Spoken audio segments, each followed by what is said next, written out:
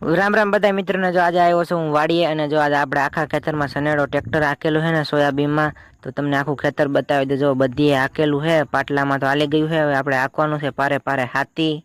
જો તમે નવા હોય તો અમારી ચેનલને લાઈક સબસ્ક્રાઇબ કરતા જાયજો ને જો હું પારે પારે હાથી હાકું અને જો આમાં ખડનો ઉપાડો ચડી જાય ને તો એને ચાકાથી આમ કાઢવો પડે છે. તો હાલો હું હાકી નાખું હાથી. મારા મમ્મીએ મને બ્રેક કહ્યો છે આ બાજુ સાથી લેતા આ બાજુ હાંકવાનું છે.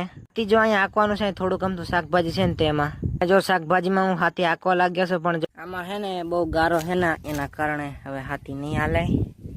વાડીએથી નીકળી ગયો છું નદી બાજુ હાથ પગ ધોવા માટે. તો હાલો તમને એનું થોડુંક વ્યૂ બતાવી દઉં. જોવો અહીંયા કેવું નેચરલ થઈ રહ્યું છે. આ છે અમારા વાડીની બાજુની નદી. હવે જાઉં છું નદીની અંદર હાથ પગ ધોવા માટે. જોવો આડાહોરા કેળામાંથી હાલવું પડે છે જવા હાટું. નદીમાં પૂગી ગયો છે ને હવે જો આપણે સારું થેમથી સીપરું ગોતી લઈને હવે હાથ પગ ધોઈ નાખી. હાથ પગ ધોઈને આપણે નીકળી ગયા છીએ નદીમાંથી.